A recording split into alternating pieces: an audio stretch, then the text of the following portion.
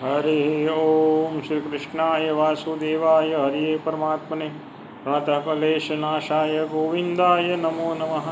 मुखं करोति वाचालं पङ्गुलङ्घयते गिरिं यत्कृपातमहं वन्दे परमानन्दं माधवं वसुदेवं सुतं देवं कंसचारुणमर्दनं देवकी परमानन्दं कृष्णं वन्दे जगद्गुरुं। श्रीकृष्णार्पणमस्तु। पूज्यं वस्तु गोविन्दं तुभ्यमेव समर्पयेत्। श्रीमद् भगवद गीता मोक्ष संन्यास योग 18 अध्यायमो भगवद गीता वांचनનું પઠનનું અંતિમ ચરણ ગુજરાતીમાં। હવે આના પછી હિન્દીમાં આપણે પઠન શરૂ કરીશું। શ્રી કૃષ્ણાર્પણમસ્તુ। પઠનના શરૂઆતમાં આપણે એક વાત ખાસ કરી દઈએ તમને, બરાબર?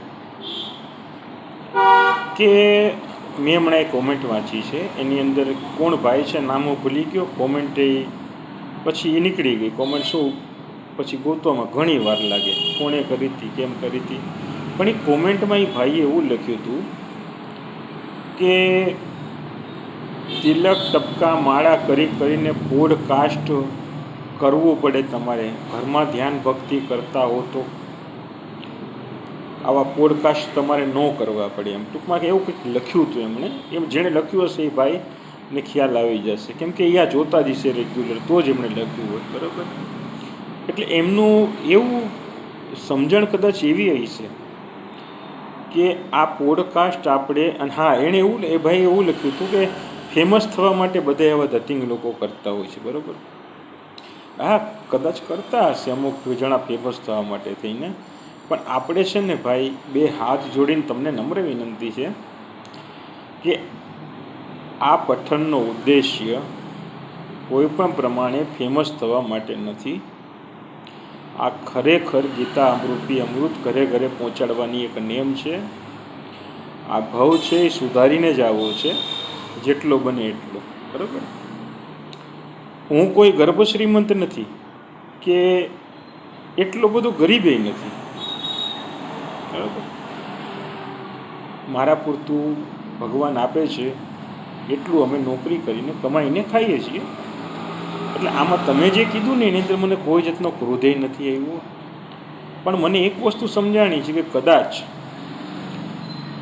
હું એમ કહેતો કે આ તમે લાઈક, શેર અને ફોલો કરજો, અને ફોલો સાંભળીને કદાચ તમને એવું થતું હોય કે આ ફોલો કરવા માટે, વધારે ફોલોસ જલ્દી વધારવા માટે અને અઢળક ધન કમાવા માટે થઈને આ બધું કરે છે, તો એ તમારી વાત ખોટી છે, એવું સમજતા નહીં ભાઈ તમે, જેણે લખ્યું છે એણે, બરાબર? હવે આજ પછી અત્યારથી હું ફોલો કરવા માટે કહેવાનું આજથી હું બંધ કરું છું, બરાબર? હવે ક્યારે મારી ફોલો કરવાની અપીલ નહીં આવે, શેરની અપીલ નહીં આવે, લાઇકની અપીલ નહીં આવે। હા, માત્ર આ ગીતારૂપી અમૃત જે સાંભળતું હોય એ ખાલી આખો વિડીયો સાંભળીએ જાય ને તોય ઘણું સારું થશે। મને પુણ્ય મળશે તમને સંભળાવવાનું, અને તમને પુણ્ય મળશે સાંભળવાનું। મને પઠનનું મળશે, તમને શ્રવણનું મળશે, બરાબર? બાકી કોઈ પણ જાતનો નેગેટિવ ભાવ કોઈ પણ વ્યક્તિ પ્રત્યે રખાતો જ નથી, બરાબર ને? એવી કોઈ મહેચ્છા નથી। તમારી સંપત્તિ તમે કદાચ ગમે ત્યાંથી, ફેસબુકમાંથી કે યુટ્યુબમાંથી, ગમે ત્યાંથી માણસો ગમે ત્યાંથી સંપત્તિ કમાણી હોય ને, મોટા યુટ્યુબરો 10, 15 વર્ષ પહેલાં, હમણાં મેં એક યુટ્યુબરનો ઇન્ટરવ્યૂ જોયો હતો, મહાન મ્યુઝિકનું કંઈક નામ ભૂલાઈ ગયું છું, એક સમયે કોન્ટેસ્ટ બહુ મોટી વ્યક્તિ જીત્યો હતો, અત્યારે ભયંકર રોગોથી પીડાઈ રહ્યો છે, જેટલું કમાણો તો બધું વપરાઈ ગયું, બરાબર? જેમ ખોબો ભરીને છપ્પર ફાડીને દે છે ને, એમ ફડાકો મારીને લઈ લે છે જો તમે ઊંધા કર્મ કરો તો, બરાબર? વ્યક્તિ કોઈ પણ અવળું કર્મ કરે, એક ભૂલ થઈ જાય, કાલે જ કીધું કે 1 મિસ્ટેક ગેમ ઓવર। એટલે આ ખાસ આટલું કહેવા માટે થઈ અને બે હાથ જોડીને નમ્ર વિનંતી કરું છું કે કોઈ જાતનો નેગેટિવ વિચાર કરતા નહીં. માત્ર ગીતા પઠનનો ઉદ્દેશ્ય તમારા સુધી ગીતા જ્ઞાન પહોંચાડવાનું છે મારે, બરાબર. અને પેજ બનાવવાથી વધુ ઝડપી પ્રસરે એટલે પેજ બનાવવામાં આવ્યું છે. શું ભાઈ? શ્રી કૃષ્ણ અર્પણમસ્તુ. જ્ઞાનીજનો, મુનિજનો પાઠ સાંભળે અને આશીર્વાદ આપે, અને પૂરેપૂરું સાંભળવા વિનંતી છે. રોજ સવારે ઉઠી, જે વસ્તુ હું પાછળ છેલ્લે કહું છું, અંતમાં અત્યારે શરૂઆતમાં કહી દઉં છું. સવારે ઉઠી કરાગ્રે વસ્તે લક્ષ્મી, કર્મધી સરસ્વતી, કર્મૂલતો ગોવિંદ, પ્રભાતે કર દર્શનમ, આંખે અડાડી બધે, અને પ્રભુને નમસ્કાર કરવા, સૂર્યનારાયણ ભગવાનને નમસ્કાર કરવા, ભગવાનના મંદિરની તરફ નજર નાખી સવારમાં ઉઠીને એમનું મુખ નિહાળવું. શ્રી કૃષ્ણ અર્પણ વસ્તુ. આજે પઠન થોડું ઓછું થશે, 2-3 શ્લોક થશે, પણ મારે આ ખાસ કહેવું હતું એટલા માટે. શ્રી કૃષ્ણ અર્પણ વસ્તુ. બોલવામાં કંઈ અવિવેક થયો હોય તો ક્ષમા આપજો.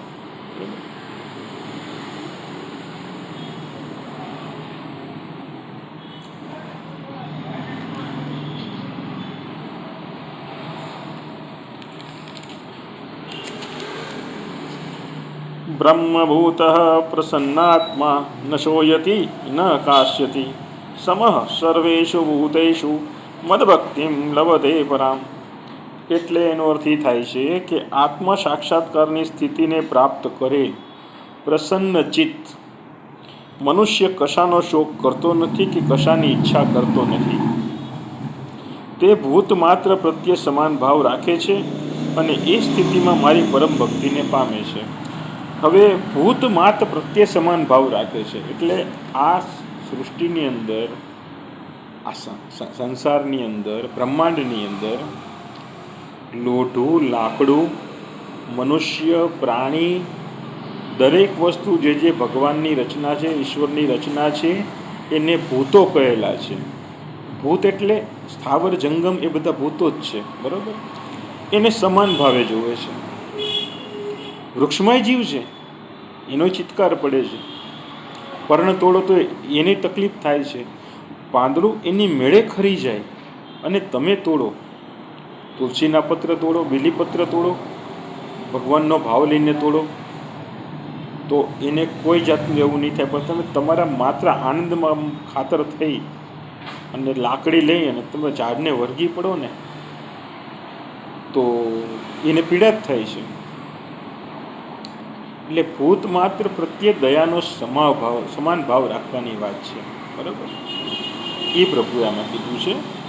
અને એ સ્થિતિમાં મારી પરમ ભક્તિને પામે છે. પરમ ભક્તિ દ્વારા તે મને સારી રીતે જાણે છે અને મને એ પ્રમાણે ખરેખરા સ્વરૂપે જાણવાથી તે તત્કાળ જ મારામાં પ્રવેશ પામે છે. તેઓ મારો ભક્ત મારો આશ્રય લઈ રોજ સઘળા પ્રકારના કર્મો કરતો રહે તો પણ મારી કૃપાથી સનાતન અવિનાશી પદને પ્રાપ્ત થાય છે. તું મન વડે સર્વ કર્મો મારામાં અર્પણ કરી મારા પરાયણ થઈ બુદ્ધિ યોગનો આશ્રય કરી સદા મારામાં ચિત્તવાળો થા.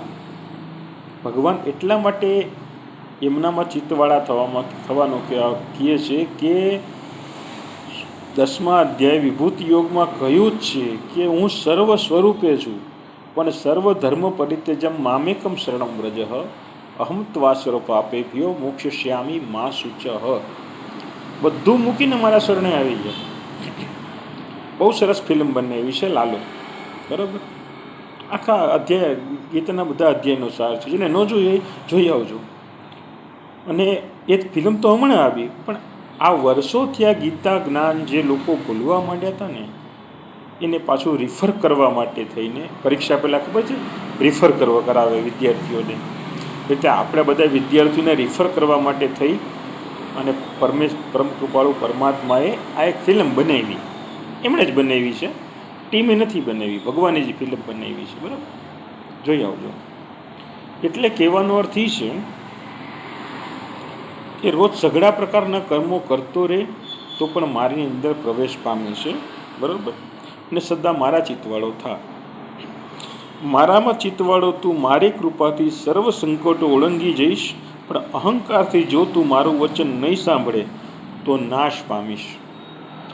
નાશ પામીશ એટલે મરી જવાની વાત નથી, બરાબર? એ તો મૃત્યુ જ્યારે નિર્માણ કર્યું હશે ત્યારે જ થશે. પણ નાશ પામીશ એટલે તારા બધા પુણ્યકર્મો નાશ પામશે. અત્યાર સુધી જે તે કરેલું છે, અહંકાર માત્રના એક જ, જેમ કાલે કીધું એમ દૂધના તપેલામાં થોડીક ખટાશ પડી જાય તો બધું નાશ પામે છે. એમ ભગવાન સુધી પહોંચી ગયા હોય, બરાબર, ભગવત પ્રાપ્તિને પ્રાપ્ત કરવા સુધી પહોંચી ગયા, અને જરાક જો અહંકાર આવી ગયો ને કે હું કરું છું, હું કંઈ કરતો જ નથી. તમે પઠન કરો કે અત્યારે પઠન અમે કરતા હોઈએ, એ અમે નથી કરતા, ભગવાન કરાવે, બરાબર? આવું સમજવું. શ્રી કૃષ્ણાર્પણમસ્તુ. બીજું આવતીકાલે, બરાબર? કૃષ્ણાય વાસુદેવાય હરિએ પરમાત્મા પ્રાતઃકલેશ નાશાય ગોવિંદાય નમો. કૃષ્ણાય વાસુદેવાય હરિએ પરમાત્મને પ્રાતઃકલેશ નાશાય ગોવિંદાય નમો નમઃ. અપરાધ સહસ્રાણી કિયંતી હર્નિશમયા દાસોમય માત્વા ક્ષમસ્વ પરમેશ્વર. તુદ્યમ વસ્તુ ગોવિંદમ તુભ્યમેવ સમર્પયેત. ફરીથી એકવાર બોલામાં કાંઈ અવ્યક્ત થયો હોય તો ક્ષમા આપજો, બરાબર? અને આવી રીતે સૂચન કરતા રહેજો. આજે મને એક વસ્તુની તો ખબર પડી ગઈ એ ભાઈની કોમેન્ટ વાંચીને, કે મારામાં 2 કે 5% કદાચ સ્વાર્થનો ભાવ આવ્યો હોય છે, કે ક્યારેક મારાથી બોલાઈ ગયું હોય છે, બરાબર? તો એનો નાશ કરવા માટે થઈને ભગવાને એનામાં પ્રવેશ કરી અને એના દ્વારા કોમેન્ટ લખાવડાવી. એટલે મેં તમને લાઈક, ફોલો, શેરનું કહેવાનું બંધ કરી દીધું, બરાબર? આ એટલે નથી કહેતો કે હું આ ફોલોઅર વધારવા માગું છું, ના, નથી વધારવા માગતો. ધીમે ધીમે જે પ્રમાણે પ્રભુ આગળ લઈ જશે એમ જે વધીશું, બરાબર? અને ખાલી આ પઠન માત્રથી ભગવત પ્રાપ્તિ પણ થાય ને, મને કે તમને થોડું કંઈ શ્રવણ વ્યવસ્થિત થાય ને, બસ તો એ જ કમાણી છે. હા છે,